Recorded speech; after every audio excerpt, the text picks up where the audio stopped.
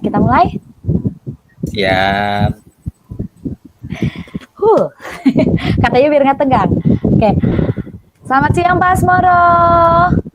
Selamat siang Bu Rosel. Bagaimana kabarnya nih? Luar biasa sehat. Nah itu dan semangat. Gimana Pak Asmoro kabarnya? Kabarnya baik. Oke, lagi di Kabar mana nih baik. posisinya nih? Posisi ini masih udah di rumah ini Bu, karena hari ini ulangan. Oh jadi cepat pulang ya. Senang ini bisa berjumpa dengan Pak Asmoro lagi nih kita untuk sama Bu, praktek sama. coachingnya. Baiklah. Nih kira-kira apa ini ya yang mau kita obrolin ini ya Pak Asmoro ya? Oke, menarik sekali nih ketemu sama Bu Rosel ya. Ini Bu, saya mau ngobrolin ini masalah quality time lah sama anak gadisku. Anakku kan ini 5 tahun nih, perempuan. Nah, dia itu kan akrab sekali sama bapaknya. Artinya dia lebih dekat dengan bapaknya. Nah, akhir-akhir ini bapaknya sibuk, ya intinya ada masalah quality time lah tentunya sama anak seperti itu. Terus sekarang kan anak sudah mulai pinter protes nih, bapaknya sibuk seperti itu. Intinya obrolan kita sih masalah quality time dengan anak saya, Bu. Oke, jadi dia mulai memprotes ya Pak ya dengan kesibukan bapaknya yang super duper sibuk gitu ya. Iya Bu. Jadi apa nih kira-kira harapan atau hasil yang Pak Asmoro inginkan dari obrolan kita ini nih? Dari obrolan kita sih, saya pengennya sih ada apa itu masalah saya ini dapat terurai ya, bisa terpecahkan bagaimana masalah kesibukan saya itu bisa teratasi, terus namun tidak mengganggu quality time saya dengan anak saya seperti itu Bu. Itu mungkin harapan besar saya dari percakapan kita hari ini Bu. Oke, menurut Pak Asmoro bagaimana sih quality time untuk anak itu seperti apa gitu loh? Jadi gini Bu, sebenarnya di awal sudah saya ceritakan bahwa anak saya itu berusia 5 tahun, dia TK, terus dia akrab dengan bapaknya. Biasanya sih Bu ya, kalau sore itu kan saya selalu ada waktu nih sama anak saya gitu. Habis asar misalnya itu saya sering ajak jalan-jalan ke taman gitu. Artinya ada waktu memang untuk dia seperti itu. Terus selanjutnya pada saat habis maghrib itu saya selalu mendampingi anak saya belajar menggambar, belajar membaca. Nah di akhir-akhir ini 2 bulan terakhir ini saya agak keteteran nih.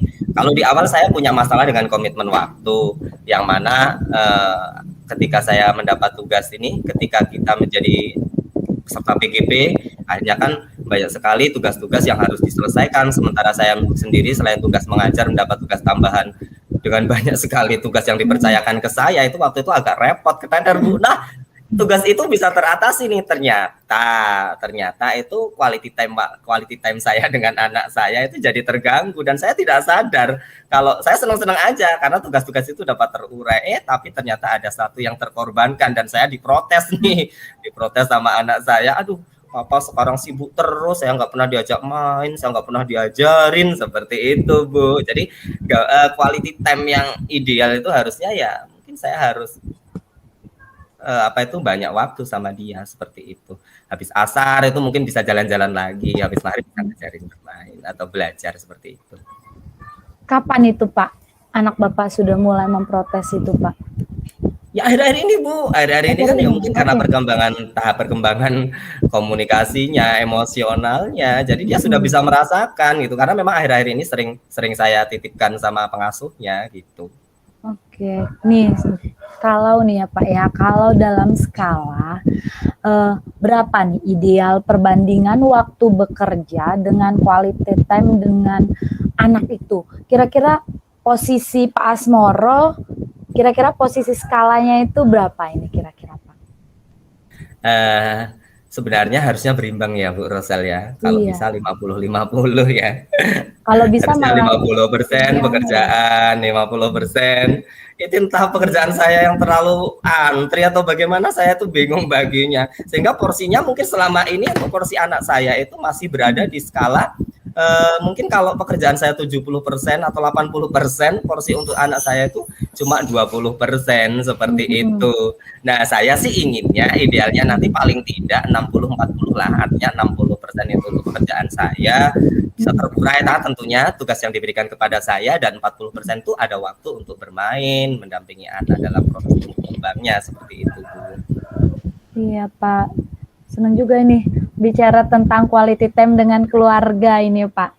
Nih setelah ini nih ya Pak ya, kita bicara tentang quality time yang idealnya ini ya 50-50. Kira-kira apa nih rencana Pak Asmoro agar quality time dengan anak itu terpenuhi, namun pekerjaan Bapak yang begitu padat itu juga tidak terbengkalai. Nah itu masalahnya. Dan selain anak juga dengan istri juga lah. Jangan udah ada anak lupa dengan istri. Itu enggak, kalau quality time istri, quality time tetap, karena kami tetap komitmen. Jadi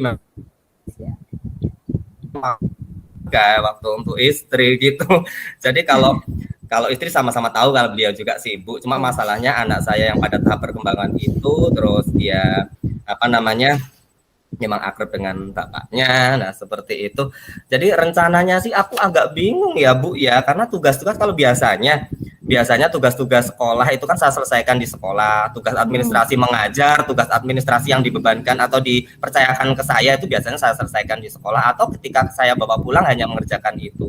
Ketika ada PGP ini kan akan bertambah lagi, nggak mungkin saya akan mengorbankan tugas-tugas yang sudah dipercayakan kepada saya dan juga mengorbankan tugas mengajar seperti itu. Artinya pekerjaan tugas GB ini kan saya kerjakan di rumah. Nah, itu makanya mungkin sih saya akan mencoba mereschedule atau mengatur jadwal ulang, yang mana ya? Mungkin saya akan melakukan lagi tuh quality time atau bermain dengan anak pada saat menjelang maghrib atau habis asar gitu, jalan-jalan lagi gitu kan, mungkin itu yang dirindukan sama anak saya.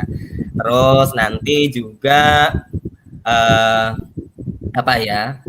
jadwal saya yang mungkin bisa saya kerjakan di jam tengah malam, mungkin akan saya kerjakan di tengah malam seperti itu. Karena memang banyak sekali sih yang ngantri aktivitas-aktivitas itu. Jadi mungkin saya akan terbiasa bangun malam lagi untuk mengerjakan tugas-tugas yang tertunda seperti itu, supaya tidak karena pekerjaan juga ada waktunya gitu ya, batas waktu. Sedangkan untuk masa dengan anak, quality time itu tidak bakal bisa diulang juga ya Pak ya. Nah, ya betul sekali Bu. Kapan ini kira-kira nih ya Pak, kita ini Pak Asmoro itu akan memulai gitu? Ya harusnya segera, minggu ini harus segera kita coba. Saya coba seperti ini. Ya mungkin mulai hari inilah akan segera saya coba.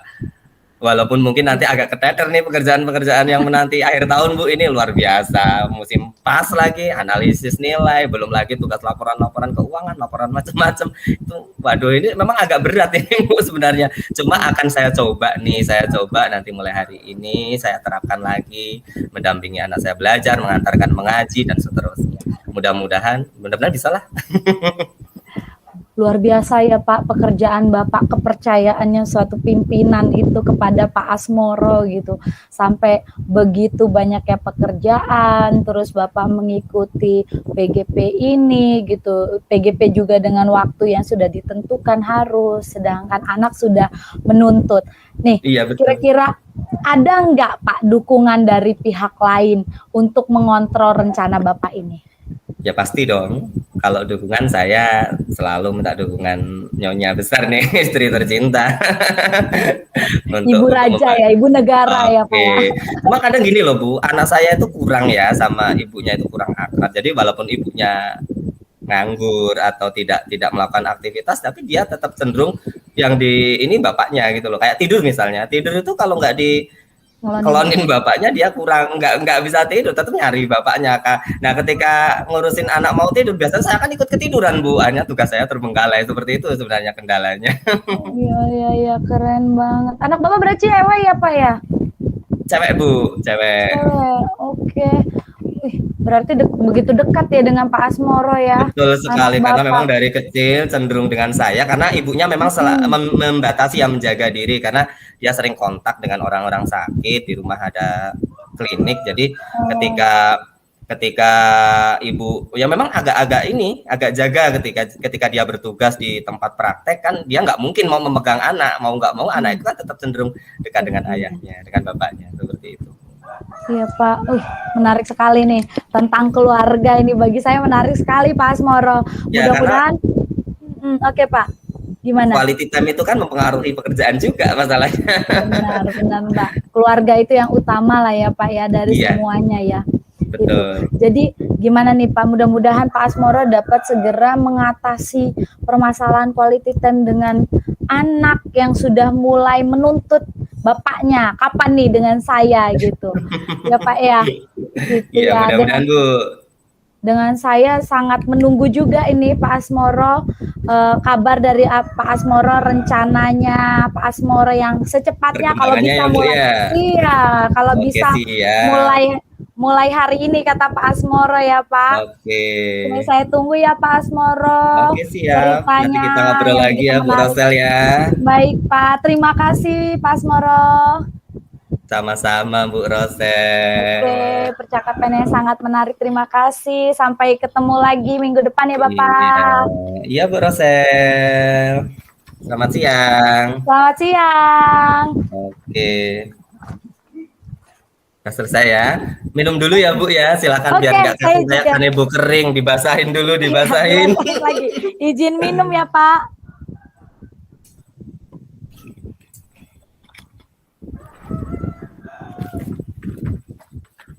Bisa kita mulai Bu?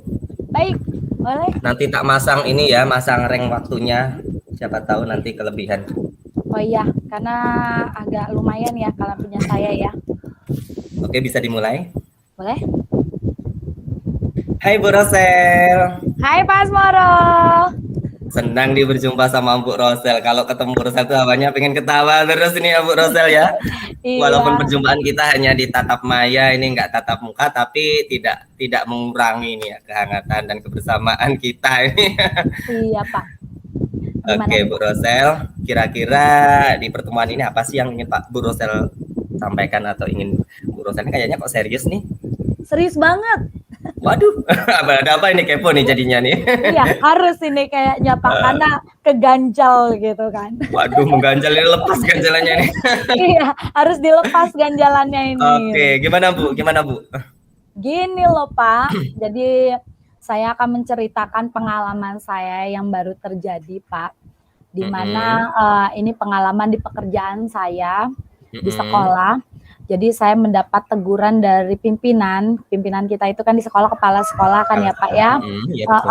Jadi beliau menerima laporan dari pengawas sekolah. Jadi ada pengawas sekolah seperti supervisi dadakan lah begitu ya. Jadi pada saat itu saya itu mengajarnya di luar kelas di gazebo. Jadi di sekolah saya itu ada gazebo begitu di luar kelas karena anak-anak bosan di dalam. Nah, jadi pengawas sekolah itu melihat cara mengajar saya sepintas begitu, melihat bahwa tidak terima dengan cara saya mengajar, tidak menggunakan buku teks nih Pak Asmoro. Nah, saya kan ngajar PPKN nih, materinya itu, kenapa saya di luar kelas? Karena saya ngajar penerapan norma di lingkungan sekolah, Pak. Oke. Itu, Pak. Oke, jadi kira-kira apa sih harapannya Bu Rosel setelah percakapan ini gitu? Dari obrolan kita ini apa sih harapannya Bu Rosel gitu? Saya ini ingin dapat solusi Pak, bisa menjelaskan kepada pimpinan kita, biar nanti pimpinan kita itu menjelaskan lah ya kepada pengawas bahwa cara mengajar yang sudah saya lakukan itu benar. Gitu. Cuman kan kadang-kadang kan gini, cara mengajar itu kan tidak harus selalu pakai buku teks, bisa pakai media-media mengajar lainnya, sumber-sumber belajar lainnya gitu. Jadi saya mengajak anak itu ke luar kelas itu mengamati kelilingan lingkungan sekolah gitu. Nah, di situ itu posisinya semua perangkat pembelajaran saya, media belajar saya, terus sampai saya menggunakan video di gazebo itu ada Pak. Cuman kan gazebo kan agak posisinya tinggi daripada tempat untuk lewatnya Pak pengawas tersebut mungkin tidak melihat kejadian itu, bahwa di atas tuh saya sudah menyiapkan semua, bahkan video itu ada juga di situ gitu Pak. Jadi Jadi saya gimana garis ya Pak bawahi ya? ya. Jadi saya Gimana garis ya Pak? bawahi ini permasalahan yang dialami Bu Rosel itu intinya sebenarnya Bu Rosel itu sudah mengajar, melakukan pembelajaran dengan oke nih, dengan keren ya. Namun ternyata ada miskomunikasi sehingga pengawas itu kurang terima karena Bu Rosel tidak menggunakan buku teks seperti itu ya. Oke Bu Rosel, terlepas dari itu Bu Rosel sih saya pengen tahu sih sebenarnya seperti apa sih langkah-langkah pembelajaran yang sudah dilakukan Bu Rosel itu seperti apa yang tidak menggunakan buku teks seperti itu Bu. Tolong bisa dijelaskan coba. Iya Pak, jadi setiap pembelajaran yang saya buatkan, kayak kita kan membuat pembelajaran ya, perangkat pembelajaran itu Pak kurikulum sebenarnya sudah tahu sebelum sampai ke kepala sekolah perangkat yang kita buat, bahwa pembelajaran yang saya siapkan itu ada perangkat pembelajaran mulai RPP, media, sumber belajar lainnya, jadi bisa pakai video, bisa mengamati langsung gitu. Nah posisi saya saat itu berada di luar kelas dan saya tidak menggunakan buku teks, karena kan kadang-kadang anak itu juga bosen ya Pak ya gitu, pakai buku teks, pengen yang hal yang baru gitu, yang menarik gitu, jadi menantang setiap anak gitu Pak. Kira-kira Bu, seberapa efektifkah sih langkah-langkah yang sudah lakukan Ibu itu kalau dalam skala misalnya di skala 100, langkah-langkah Ibu yang Ibu lakukan walaupun tanpa buku teks nih, tanpa buku teks, Ibu itu berapa sih kira-kira keberhasilannya kalau dalam skala 100 seperti itu Bu? Cukup berhasil Pak, anak-anak cukup berhasil ya. Cukup berhasil, jadi karena berapa tuh? Sesuatu hal yang baru ya bagi anak-anak kan, jadi menarik gitu, apalagi anak-anak di dalam kelas, misalnya pembelajaran terakhir tuh, pembelajaran saya itu setelah istirahat pertama, jadi ya kira-kira di atas 50 ya Pak, sampai 75 lah ya, 75 sampai 80 lah menurut ya. Bu Rosel cukup efektif ya. Efektif, walaupun tanpa buku teks seperti buku itu. Teks, karena saya jadi kan ini masalahnya kan Bu Rosel tidak memakai buku teks ya. Iya, benar Pak. Lalu kira-kira menurut Bu Rosel apa sih yang membuat pengawas itu tidak terima atau tersinggung? Kira-kira apa sih menurut Bu Rosel? Kan padahal wah saya udah mengajar nih dengan cara yang keren seperti ini, tapi kenapa menurut Bu Rosel ini kok pengawas masih kurang menerima seperti itu? Karena bahwa belajar itu mungkin bagi pengawas harus menggunakan buku teks ya, karena buku itu kan disediakan ya dari setiap sekolah itu disediakan. Jadi kenapa tidak memakainya gitu? Sedangkan beliau tidak tanya, pembelajaran materi saya itu mengamati di lingkungan sekolah penerapan norma gitu. Jadi saya menyediakan media video dan mengamati sekeliling. Jadi tidak harus menggunakan buku teks. Mungkin beliau tersinggung di situ dengan jawaban saya. Mungkin, jadi makanya beliau mengatakan kepada kepala sekolah dan kepala sekolah menegur saya Pak. Gitu. Nah di sini kira-kira bagaimana nih Bu Rosel ini untuk meyakinkan kepala sekolah bahwa pembelajaran Ibu itu sudah oke loh, walaupun pada saat itu tidak memakai buku teks. Baik Pak, jadi dengan permasalahan yang saya alami ini Pak, jadi saya rencana yang akan saya lakukan, yang saya anggap ini buat suatu kasus ya Pak ya bagi diri saya gitu. Jadi rencananya itu pertama saya ke Bapak kurikulum dulu, karena beliau yang pasti akan tahu perangkat pembelajaran dan media pembelajaran yang telah saya buat. Lalu saya akan mengajak beliau untuk menghadap kepala sekolah untuk mengklarifikasi ya Pak ya, apa sesungguhnya yang terjadi. Terus dan saya akan menjelaskan bahwa pembelajaran yang saya mulai itu sudah cukup efektif, yang sesuai dengan sudah menyiapkan perangkat pembelajaran, mulai dari pembelajaran, media, dan sumber belajar lainnya Pak. Begitu. Itu, jadi Pak, itu rencana yang Ibu lakukan ya, artinya tadi Ibu akan menemui kepala sekolah, melakukan klarifikasi seperti itu ya, sehingga Ibu tidak ada miskomunikasi lagi dengan pengawas ya, padahal pembelajaran yang Ibu lakukan sudah oke seperti itu ya Bu ya. Dengan satu lagi Pak. Oh ya, silakan. Satu lagi, saya akan melampirkan hasil belajar siswa yang saya terapkan tersebut. Oke, super Pak. Sekali. Mungkin itu akan membantu ya Bu ya, seperti benar itu. Sekali Pak, gitu. Jadi rencananya itu sudah Ibu sampaikan, artinya Ibu sudah punya solusi tentunya ya. Kapan nih kira-kira mau dilakukan nih? secepatnya ya Pak, mungkin secepatnya saya sudah mengobrol nih karena kejadian ini, saya sempat mengobrol dengan teman sejawat teman saya Pak, dengan teman saya sebelah bangku saya gitu.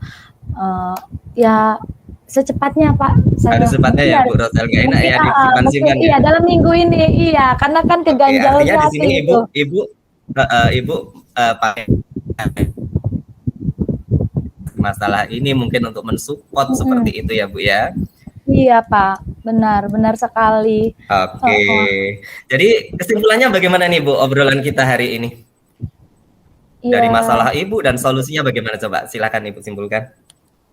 Baik Pak, saya akan meminta dukungan ya Pak ya, dan motivasi. Pertama yang saya mulai adalah dari Bapak Kurikulum ya, Waka Kurikulum.